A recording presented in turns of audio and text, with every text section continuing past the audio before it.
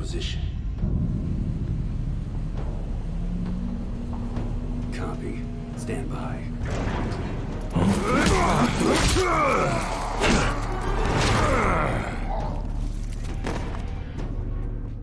In 2010, Capcom teamed up with Slant 6 Games to bring a fresh take on the Resident Evil franchise. Known for their work on the SOCOM series, Slant 6 was tasked with merging tactical shooter elements with Resident Evil's horror atmosphere. Welcome back to the world of survival horror. As of the time of recording, there is no legal way that you can play this game anymore.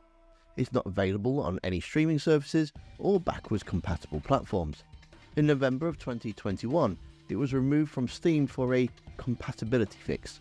The game still ran on the now defunct Games for Windows Live, and although the Steam page is still there, 3 years later, the game still remains unavailable to download.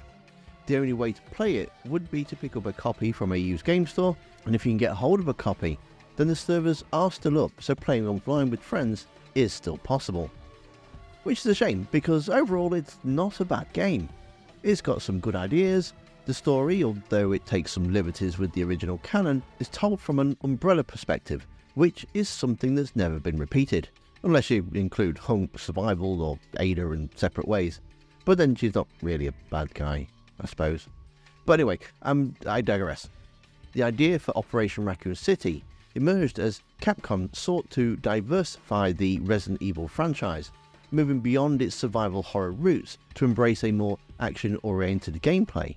This shift was partly influenced by the evolving gaming market, where action shooters were gaining popularity.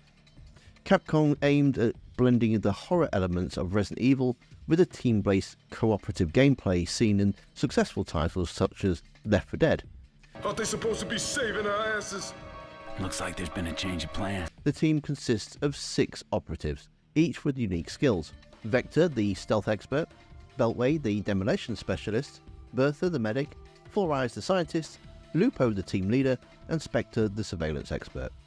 Each team member has their own special ability, so depending on how you want to spec out your team will determine how you choose to make your squad of 4. The game's storyline had to fit within the established Resident Evil universe, so in order to give the players the maximum amount of enemies to shoot, it was set during the events of Resident Evil 2 and 3. Your team is also sent into Raccoon City to aid Hunk in obtaining the G-Virus sample. When that goes wrong, they have to escape the underground lab, facing off against the US Special Ops, who are there to collect the sample too. Come on! Birkin injected himself with the G-Virus. There's nothing you can do! Get out of here and make a full report to management! What about you, sir? I lost the sample. I'm going back for it.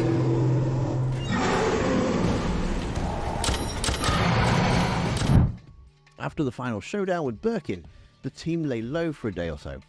By this time, the city's been completely infected. Umbrella are then soon to cut them loose, unless they help destroy the evidence of Umbrella's involvement. I can't believe Umbrella's blaming us for the outbreak. This is ridiculous. I can't believe they're redeploying us back into the city. What happened during the week? We won't be extracted until we can sufficiently cover up Umbrella's involvement in this. They have to reactivate Nemesis after it becomes unresponsive, take on Nikolai as he goes rogue,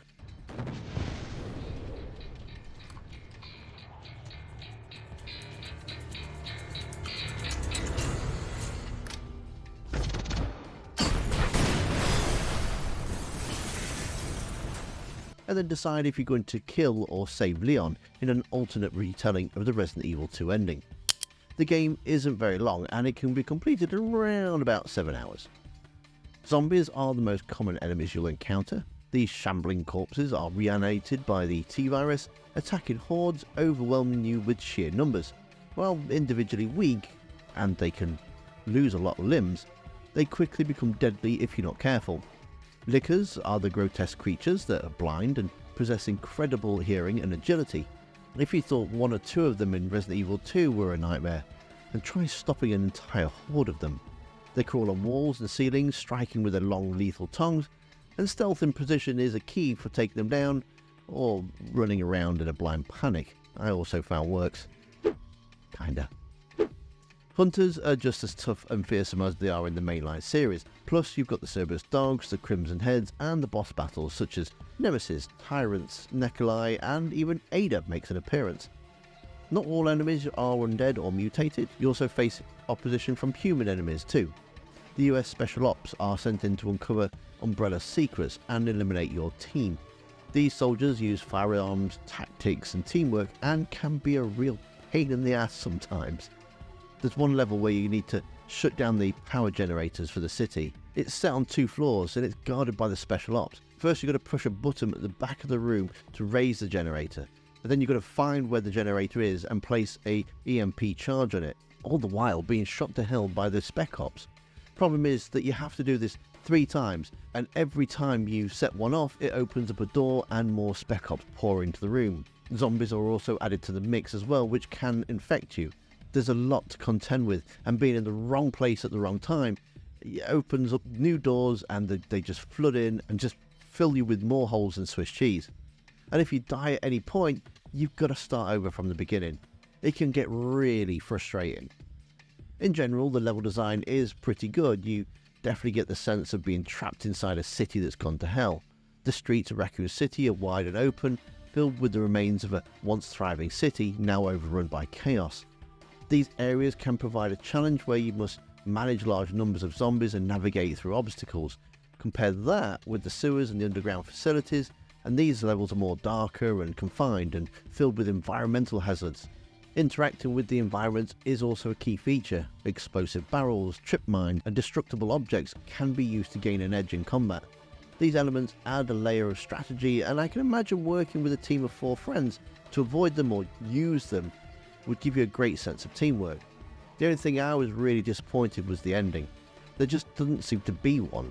The last mission is given to you, either kill or save Leon Kennedy. First you have to get to him, which again I can imagine is a lot easier with human friends. You have to get to the ladder somewhere at the back whilst he's sniping you, and then also being attacked by a horde of zombies, and the entire United States Army is also there to shoot you. It's just madness. I gave up trying to kill everyone and just ran for the ladder, but there are a few ways that you can do it. For example, you can use Vector's invisibility and just run to the ladder. You can pick up a sniper rifle or a grenade launcher and clear a path, or just injure the Spec Ops so that they bleed and then the horde turns on them. Once you get up the ladder, then you have the option to kill or spare Leon. If you choose to kill him, you go straight into a fight, and as soon as he's dead, Umbrella contact you, finish the job, and the team are heard executing Claire after the screen goes to black. If you decide to spare Leon, he joins forces with you, and then you're dropped into a fight against 2 random teammates. My problem with this is that there's no explanation of why 2 of your team would suddenly turn on you. Umbrella had already written you off earlier in the game and just left you for dead, and just because you do their bidding and kill Leon, how would any of your team trust that they would get them out of the city safely? I mean, I get it. They needed a boss fight at the end, and if you choose to spare Leon, that takes away that boss fight, but it did need more context. They could have had a cutscene where the team start to argue about which choice to make, and then it would make more sense.